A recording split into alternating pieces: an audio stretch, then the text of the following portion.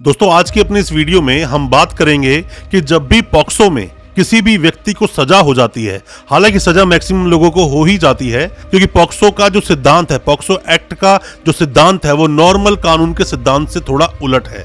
क्योंकि यहाँ पर किसी भी एक्यूज को तब तक गिल्टी माना जाता है जब तक वो नॉन गिल्टी प्रूव ना हो जाए। क्योंकि नॉर्मली सिद्धांत क्या बोलता है, कोई भी एक्यूज है वो नॉन गिल्टी है जब तक गिल्टी प्रूव ना हो जाए। इसको आपको समझना होगा, इसीलिए मैक्सिमम लोगों को सजा हो जाती है। 3 महत्वपूर्ण कारण हैं जिनकी वजह से लोगों को सजा होती है। अगर आप इन 3 कारणों को ढंग से समझ जाएं, कोई भी जो वकील साहब है, नए वकील साहब हैं, लॉ के कोई भी स्टूडेंट्स हैं, या आप पर कोई केस हुआ है, कोई मुकदमा हुआ है, या आपने मुकदमा किसी पर किया है, तो ये 3 कारण आपको भी जानने चाहिए।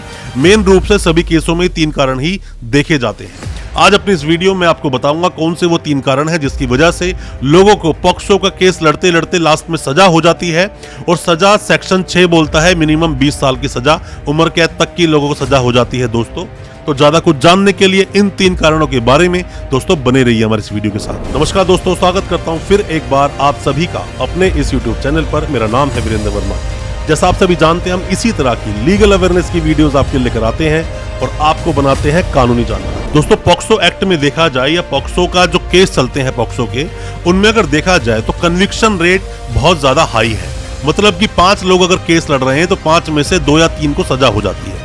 कोई 1-2 बरी जो हो जाते हैं वो इसलिए बरी होते हैं क्योंकि वो अपने केस को सही तरह से प्रूव कर पाते हैं कोर्ट में कि ऐसा कुछ नहीं हुआ या फिर मुकदमा पूरी तरह से झूठा था। ऐसी हमने कई सारी वीडियोस बनाई हैं जिसमें आपको बताया है कैसे आप बचोगे, कब आपको सजा हो जाएगी, बेल आप कैसे लेंगे, क्या बोलता है पॉक्सो एक्ट, इन सब पर हम वीडियोस पहले बता चुके हैं। दोस्तों सबसे पहला कारण आपको बताना चाहूंगा, पॉक्सो के केस में अगर आप उस मुद्दे से भटके तो आपको सजा हो जाएगी। मतलब कि आपका डिफेंस जो है वो बहुत ज्यादा मेन रोल प्ले करता है। क्या डिफेंस लेकर आप अपने केस को आगे लेकर चल रहे हो। लोग अक्सर मुद्दे से भटक जाते हैं। वो केस क्या लड़ रहे हैं, वो केस ये लड़ रहे हैं कि पॉक्सो में किसी बच्चे ने, किसी विक्टिम ने एक कंप्लेंट दी है कि इन अंकल ने, इन भैया ने या फिर इस व्यक्ति ने, इस इंसान ने मेरे साथ दुष्कर्म करने की कोशिश की या दुष्कर्म मेरे साथ किया। सेक्शन 4 या सेक्शन 6 लग गया। सेक्शन 4 में देखें मिनिमम 10 साल की सजा है, सेक्शन 6 को देखें मिनिमम 20 साल की सजा है। और यही सजा बढ़ाई जा सकती है लाइफ टाइम इम्प्रिजनमेंट तक, मतलब कि उम्र कैद भी हो सकती है अगर आप अपने मुद्दे से भटके। आपको सिर्फ ये प्रूव करना है कि जो एफआईआर आप पर दर्ज हुई है वो पूरी तरह से फेक है, बेबुनियाद है और ऐसा कुछ नहीं हुआ। मतलब कि उस दिन या तो आप वहां अवेलेबल थे ही नहीं, या फिर आप कहीं और थे, या फिर रंजिश के चलते आपके अगेंस्ट केस दर्ज कर दिया गया। आप दोनों परिवारों में लड़ाई झगड़ा था, या फिर कोई भी धमकी आपको दी गई थी, वो भी आप प्रूव करें कोर्ट के अंदर। आपको सिर्फ मुद्दे पर रहना है कि ये जो मामला है पूरी तरह से झूठा है, या वहां की बातें आपको नहीं करनी है। और आप यहाँ वहां की बातें करते हैं, सजा आपको हो जाएगी। यही बहुत बड़ा एक कारण बनता है। बाकी सारी बात कर ली जाती है पर मेन जो मुद्दा है उस पर बात नहीं की जाती। मैंने पहले भी अपनी वीडियोस में आपको बताया है कई बार, जितने ज्यादा हो सके अपनी बेगुनाही के सबूत कोर्ट में दें, जितने ज्यादा हो सके गवाह को पेश करें, जितने ज्यादा हो सके पेपर अगर कोई डॉक्यूमेंट है तो वो भी दें, या उस दिन आप वहां अवेलेबल नहीं थे, किसी दूसरे आप स्टेट में थे उसका प्रूफ दें, या फिर अपने घर पर थे उसका प्रूफ दें। प्रूफ आपको देने होंगे, प्रूफ आप नहीं दोगे तो आपको सजा हो जाएगी। क्योंकि पॉक्सो एक्ट का जो सेक्शन 29 है, जो प्रिजम्पशन बोलता है कि आपको गिल्टी ही माना जाएगा जब तक आप नॉन गिल्टी प्रूव नहीं हो जाते। पर जो नॉर्मल सिद्धांत है अपने देश के कानून का वो है an accused is innocent until proven guilty. मतलब कोई भी जो दोषी है वो जब तक कोई भी नॉन गिल्टी है, निर्दोष है, जब तक उसे गिल्टी प्रूव ना कर दिया जाए। बट पॉक्सो में ऐसा दोस्तों होता नहीं है। तो बहुत अच्छे से अपना डिफेंस लें, बहुत सारे अपने एविडेंसेस दें, बहुत सारे अपने गवाह दें, तभी आप इससे बच पाओगे, वरना आपको सजा हो जाएगी। दोस्तों आप में से कोई भी नए वकील साहब है, कोई भी लॉ की प्रैक्टिस करते हैं, कोई भी अभी कानूनी जानकारी लेना चाहते हैं, या फिर आपके ऊपर कोई केस हुआ है या आपने किसी पर कोई केस किया है, वीडियो बहुत महत्वपूर्ण है। आपका वीडियो को अच्छे से समझें, देखें और सुने कि क्या कुछ चलता है पॉक्सो के केस में। हमने पहले भी ऐसी कई सारी वीडियोस बनाई हैं। अब दोस्तों हम बात कर लेते हैं सेकंड पॉइंट पे। सेकंड मुद्दा क्या है जिसकी वजह से सजा होने का कारण बनता है। दोस्तों विक्टिम की जो गवाही होती है, बच्चे की जो गवाही होती है, या फिर आईओ का जब क्रॉस होता है, आईओ की गवाही होती है, ये बहुत ज्यादा महत्वपूर्ण रोल प्ले करता है पॉक्सो के केस में। पॉक्सो का केस आपके अगेंस्ट अगर चल रहा है तो आप देखिए विक्टिम ने गवाही क्या दी है। गवाही के साथ साथ क्या आपके वकील साहब उसको तोड़ पाए हैं, क्या उस केस की मेन जो मुद्दे हैं क्या वो सामने ला पाए हैं। अगर वो सामने लेकर आ पाए हैं, मतलब कि मदर के कहने पर वो केस हुआ या मदर का कैरेक्टर सही नहीं था जिसने वो केस करवाया, या फिर दोनों फैमिली के बीच में डिस्प्यूट थे, या फिर कोई भी लड़ाई झगड़ा था, मेन मुद्दा क्या था, अल्टीमेटली आपको ये बताना है कि क्यों वो एफआईआर हुई है।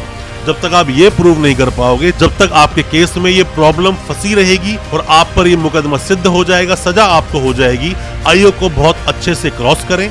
आयोग की गवाही जो हुई है उसको ढंग से पढ़ें, विक्टिम की गवाही को ढंग से पढ़ें, 164 के बयान को पढ़ें, एफआईआर को पढ़ें, सब चीजों को देखें, उसके बाद ही क्रॉस करें, तो ही आप सामने जो गवाह आया है उसे तोड़ पाओगे, वरना सामने वाले को सजा हो जाएगी। अब हम बात करते हैं तीसरे पॉइंट की। तीसरे पॉइंट में दोस्तों ये मान लीजिए कि रीजन टू बिलीव, या हम बात करें डिले ऑफ एफआईआर, मतलब कि एफआईआर आप पर हुई तो एफआईआर कई बार डिले होती है, 3 महीने, 6 महीने, साल भर, 5 साल बाद, कई बार ये डिले काफी लंबा भी होता है। तो आपको बताना है रीजनेबल डिले, मतलब उसका कारण क्या था, रीजन क्या था डिले होने का, ये भी आपको बताना होगा। मतलब जिसने कंप्लेंट की है उसको बताना होगा, आपके वकील साहब को इस मुद्दे को पकड़ना होगा, और मुद्दे को पकड़ने के बाद रीजन टू बिलीव वाला जो मामला होता है वो जज साहब के कानों तक डालनी होगी कि ये इसका कारण है जिसकी वजह से ये केस दर्ज हुआ, जिसकी वजह से ये मामला आगे बढ़ा, जिसकी वजह से आप जेल में थे, उसके बाद आप बेल लेकर आए, अभी आप केस को लड़ रहे हैं।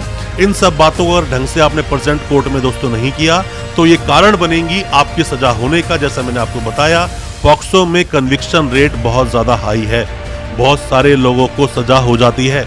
सेक्शन 4 में 10 साल तक की सजा और सेक्शन 6 में 20 साल की मिनिमम, कम से कम सजा इतनी तो होगी जो उम्र कैद तक हो सकती है। दोस्तों इससे बचने के लिए इन सब चीजों का ध्यान दें, अपने वकील साहब को अच्छे से बताएं। वकील साहब जो एक्सपीरियंस हो, जिन्होंने पहले पॉक्सो केस लड़े हों, उनसे जब आप बैठ के बात करेंगे आपको पता चल जाएगा। ऐसे वकील साहब आप करें, वरना तो आप केस हारेंगे तो पूरी जिंदगी आपकी दांव पर लग सकती है। हमने कई बार दोस्तों इसमें यह भी देखा है कि कई लोग कंसेंट का मुद्दा छेड़ देते हैं कि कंसेंट था, लड़की अपनी मर्जी से आई। दोस्तों ये सब नहीं बोलना है। अगर आपने ये सब बोल दिया तो आप ये भी बात बोल देंगे कि दोनों के बीच में सेक्स हुआ, या दोनों के बीच में किसी भी तरह से फिजिकल रिलेशन बने, या फिर आपने जबरदस्ती की। क्योंकि जो भी कोई उम्र जिस भी बच्चे की छोटी है, जो अपना देश का कानून बोलता है वो बच्ची है, अभी वो मेजर नहीं हुई है, तो उसका कंसेंट किसी मायने का है नहीं। तो कंसेंट की बात आपको छेड़नी नहीं। अगर कंसेंट की बात आपने छेड़ दी तो 100% कन्विक्शन हो जाएगा। आप इससे भी बचें। दोस्तों मैं उम्मीद करता हूं जो कुछ मैंने आपको 3 कारण बताए सजा होने के आपको समझ आए होंगे। फिर भी कोई किस तरह के सवाल है कमेंट बॉक्स में पूछें या हमें व्हाट्सएप करें, हम आपको उसका रिप्लाई करेंगे। हो सकता है हमारी किसी सलाह से आप अपने केस से बाहर निकल सकें। अच्छा लगा आज का वीडियो, हमारे चैनल को सब्सक्राइब करना बिल्कुल ना भूलें, साथ में लगा बेल आइकन जरूर दबा दें ताकि इसी तरह की जो लीगल अवेयरनेस की वीडियोस आपके लेकर आते हैं वो आप तक पहुंच सके सबसे पहले। बहुत बहुत शुक्रिया दोस्तों, धन्यवाद हमारे इस वीडियो के साथ बने रहने के लिए।